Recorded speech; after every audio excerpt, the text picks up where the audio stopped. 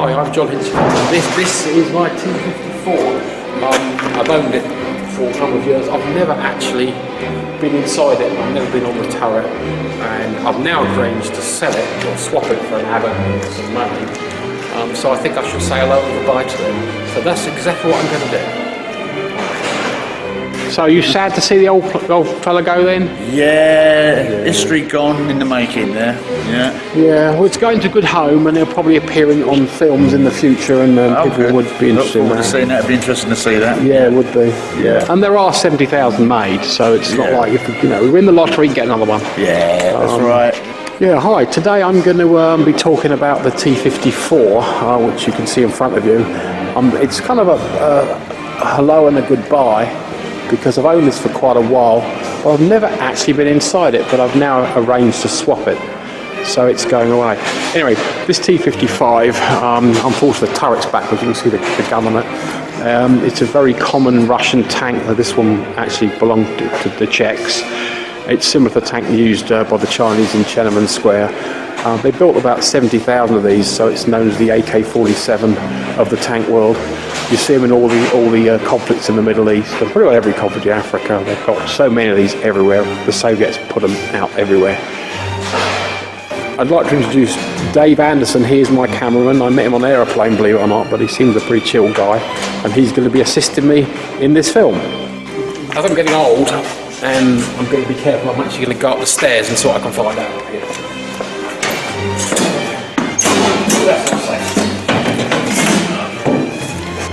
Here is the gun. I think it's 100mm, but I can edit this and put in what sound I like. These are the spare fuel on the back. This is the rear. Those are the radiators to cool the engine. More stowage boxes. This is that's the gunner, and that will be the tank commander. That's the mount for the anti-aircraft gun. There's the aerial, and they come down inside here.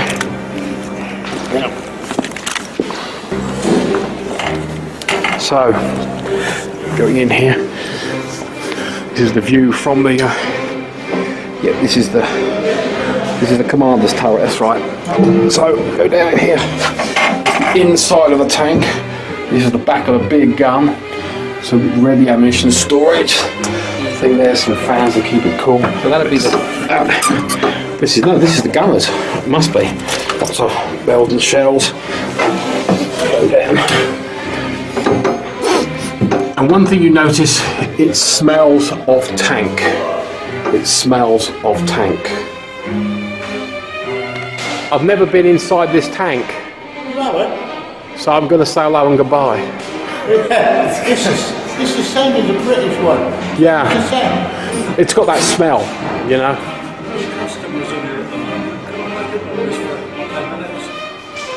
Yeah. So can I ask you your thoughts on this going? Well, it's a sad day, but but we're getting something in this place which we can use. Yeah. We'll never repair it. These tracks I condemn the tracks. Just got tracks in, want new sprockets. That's about 20 grand's worth. Yeah, all adds up, doesn't it? The steering brakes want doing. One fell to pieces. Like a lot of things, it says, everyone has got limited resources and money, and no one can have everything they want. You've always got to make choices. We had our money's worth out of it with the old museum anyway. Well, somebody did. This is the internationally famous Hinch, who's back with us. We'll go down. Now, is this the commander's side? So this is the gunner's side. Commander that side, the gunner's in front of you, and the operator's this side. He loads the gun. So he's loading it and that stuff. So the commander's, but the actual gunner's down. So he's looking through the thing down there. Yeah.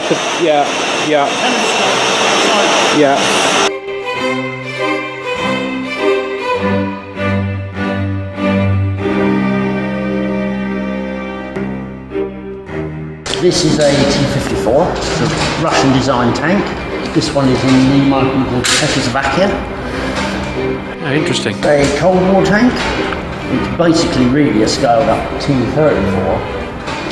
There's a 4-inch chassis plate. Yeah. And 18 arm on the front of the turret, 100mm gun.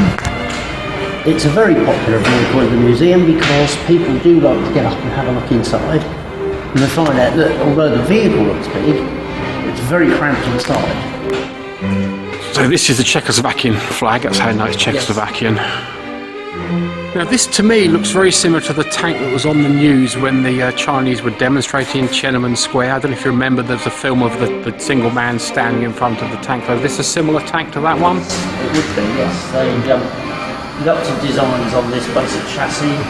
Everybody's got their own version. The Chinese have a Type 59, which is basically the same thing. Russians call it T-54. Just a ubiquitous tank for the Cold War for the Eastern Bloc. And the Chinese are very good at making copies of it, so they probably copied it. Large engine inside at the back, which is a big diesel engine. Eats a gallon of fuel per mile. A gallon. The fuel tanks on the back are usually dumped off before you go into battle, but they put them on the back because they drive in the battle. Oh, I see. So they the tanks are jettisoned, so they basically arrive at the battle, chuck those off, and they have a full tank for the actual battle. Yeah, that makes sense. On the other side, I mean, the tracks look really wide, so I suppose that'll go over anything. pretty much, yeah. Nice and low. It's going to be pretty solid and go over anything. Yeah. And they're also metal tracks, they're not padded, so you wouldn't take this on the road because it would rip the road to shreds. Yeah, you need a new road. Yeah. Yeah. On the other side, we've got 3 tanks down the side. Should we go and look at those? We'll go and look at those. So that's it. On the inside, you say there's There's a couple of tanks, yes. So We've got some, these are fuel tanks. extra, yeah, more and more, yeah. Yeah, because and you can see that it connects in at the front. oh yeah. And this fitting in here is the fuel filler point, which is designed to cover up for the fuel tanks inside. So it's nice and solid, so it's, Yes, all you can't. right. Yeah, needs to The be. tank carries about Even with diesel, because 200 gallons of fuel. yeah, of course, diesel is a lot less explosive and volatile than petrol. So, you know, in fact, I mean, as a child, I did drop lighted matches into a diesel tank because there was one in the garden and I didn't know what it was. And I looked down and I saw my reflection. I thought, what's down there? And I actually threw lighted matches into it, and I can tell you, it doesn't explode. Otherwise, I wouldn't be here. And that's absolutely true. And I didn't ever tell my dad about it because it was only years later people told me you could do it. And I was thinking I'd got away with it by the skin of my teeth. But in fact, it's no, diesel does not explode with a match. It needs to be compressed. I've heard that the museum is going to be getting a road legal Abbot in exchange for this thing. Though of course it is actually mine. It'll be my Abbot, but that will be able to be used for more mobile demonstrations because members of the public like to see things moving. Yes. So yeah, That so will be quite interesting. T-54 used to be used for tank riding. It's now unfortunately worn out and broken. It needs a lot of repairs to it. But we're getting the Abbot in replacement. The Abbot being a British self-propelled gun designed on the 432 chassis, but with a large turret and 105mm gun on top. And we'll probably do rides in that, which will be quite nice because people enjoy that. yeah, I think it's a kind of a lifetime experience to sit on the top of a tank, you know, and go across rough. It's going to be something that many people will never ever do in their life. Most people will never have that opportunity. So I think it's going to be a great thing. Yes. And hopefully people remember it, you know, the rest of their lives. Yeah. Well, I know that a lot of people found the T-54 quite an interesting experience, even when it's not mobile, when we've had people get up and we've sort of got him around the turret because they think it's very, very big. And then you look inside, and then we've got the commander's cupola at the top there. The commander's knees are right against the back of the gunner's back. Yeah. So it's very tight fit. I think I did actually hear that the Chinese versions of tanks are actually the same but slightly smaller because they take advantage of the fact that their people are smaller. that must be, You need to be very, very small to get into these tanks. You don't want to be a big guy. So if you're a big guy, you don't get sent for tank crew, you get sent for some other job. We seem to have had a policy, which we've been told about, of finding small people specifically for driving their tanks. Yeah. And apparently Israelis use women to drive the tanks because they're just Do they really? for the size. I didn't know that. Israeli army's got, I mean, their female troops are renowned, actually. They're pretty interesting, yeah. I think it's true also for the RAF that if you want to be a fighter pilot, you've got to fit the cockpit. Yes. And if your dimensions are wrong, and they're quite specific, it's got a range, but if you're something about you's too big, too small, you can't be a pilot because you won't fit the cockpit. Simple as that. Plane costs millions, they don't make it fit everybody. Yeah. We did have the Tornado cockpit section, which is now gone, sadly. And although it looked very big, when you got up, you could see that there was a very small area for both the cockpit, both the pilot and the navigator. So there wasn't a lot of room despite the size of the actual. Yeah. Do need to be particular dimensions or such like the fit. Yeah, I mean, for me, it's. I mean, tank design is very like the way a human being or an animal is made. That all the things you need are assembled, and then you put the body round it, and there's no gaps. There's nothing. There's no voids in there. Everything is just as close as it can be because that's the way it is. Submarines are the same. They build them. You know, they need to have torpedo tubes, engines, and all that's there, and then the body is made to fit round it. It's not like you can make a huge body and chuck stuff in it. And this is, Look at tank design. As many of our other experts will tell you, it's very much the weapons, the equipment, the engines, everything else. The last consideration is the crew. They are last on the list, which is why it's so small inside. Interesting story. This was brought over to Britain during the détente period. Yeah. Because there was this agreement to get rid of tanks, and the Russians sold it to Britain, and Britain was going to put it on a range and blow it up, and that was how it was going to be got rid of. And it ended up in a range called Otterburn up in Lancashire, and it was 7 miles from a road in a corner of the range, and it never got hit by anything. They never used anything to destroy it. And then later on, we found out about it at the old museum, and we arranged with the army that they didn't really want it. If you come and take it from the museum, you can have it. So we went up to Otterburn, mob-handed. And we managed to actually start the engine of this where it was. Yes. And the engine was so rusty, all the air intakes had rusted, and we were concerned that the rust was being sucked in the engine and doing damage. So the farmer who was helping grabbed a bale of hay and he held it on the air intake. Oh, yes. And we were amazed to see damp straw coming out of the exhaust pipes, which is pretty amazing. It's just such a big, crude engine with big pipes, and it just can pass straw through it. And there's not many engines you can say that about. No. Yeah. I think some countries actually have more automatic mechanisms on the gun to make them smaller, so that they have loading machines and all things like this. All about having to, automation and such like. I think Abbot's got some of that on. It's supposed to have a loading system. But the T-54 on the loader side, it's very much over into the breech, pushing with that fist out fast before the breech goes in, or take their hands off. And it's a person having to do that. Yes. But T-54, I presume it was first made in T-54 or it was designed, something like it. I think it's manufacturer, isn't it? And just after the Second World War. Yeah. In the late 40s to early 50s, and it is pretty much the ubiquitous tank of the Cold War. Hello up there. And then you've got the other turret there, the other ring.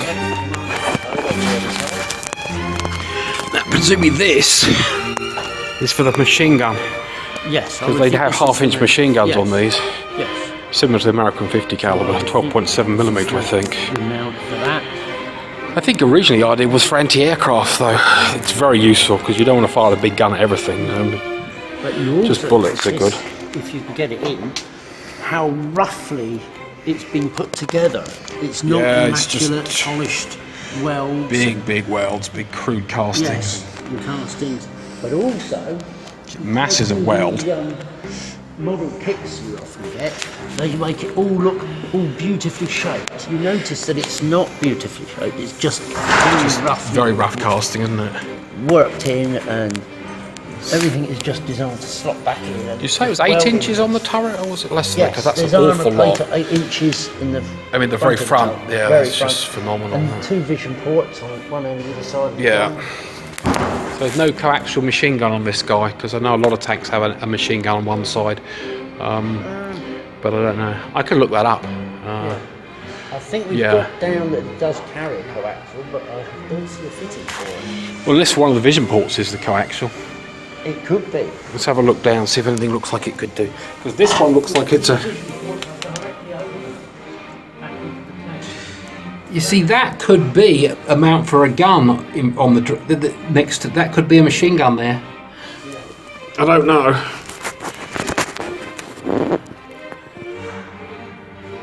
So, this is the driver's side. We're going to go in the driver's seat.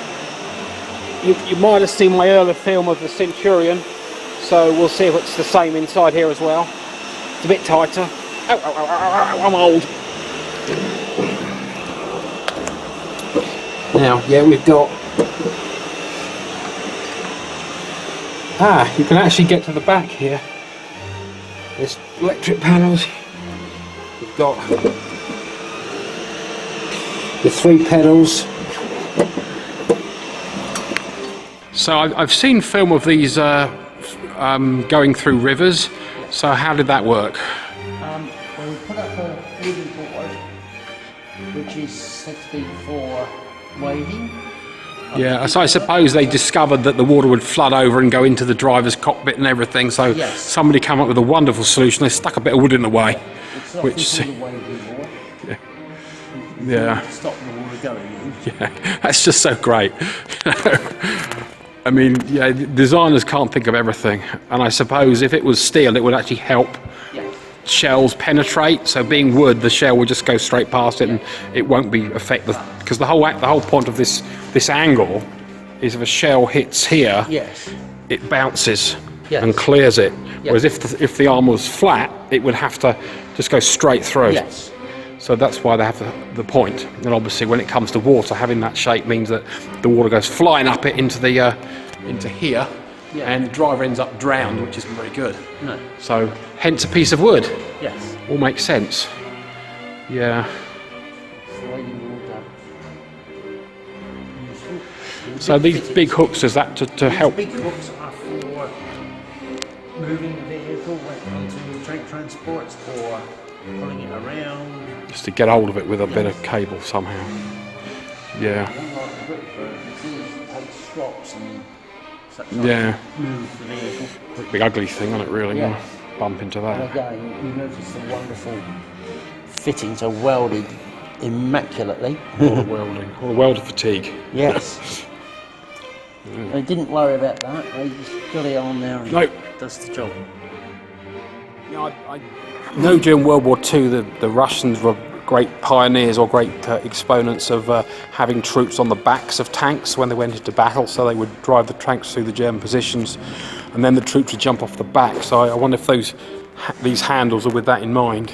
I would think they are part of that, yes. They would make it easier to get up and down that tank. Yeah, so if you had a load of squaddies hanging on the back or hanging on the front. We've got 2 round Yeah, on each side And, of the turret. yeah, it's got to And be. you also notice they don't have any fittings on there, any storage boxes or stowage positions. So obviously it's designed to allow the troops to get in and out because there's no stowage, which will get in the way of it happening. Yeah.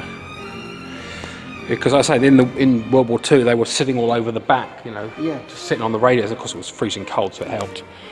And then because when the tanks were kind of coming across, most of the guys were kind of awed by the tanks, and of course, as soon as they come out of the bunkers, if the tanks went past them, the German infantry, or the Russian infantry, was there. And of course the Germans started doing it as well. It became a lot easier than crossing a battlefield, just to sit behind a big turret. Yes. You know, and as long as the tank doesn't get hit, you're okay. Yes. You know, and more walking behind, Yes. again, just to be out of the way of the machine gun fire and stuff. Yes. So war is hell.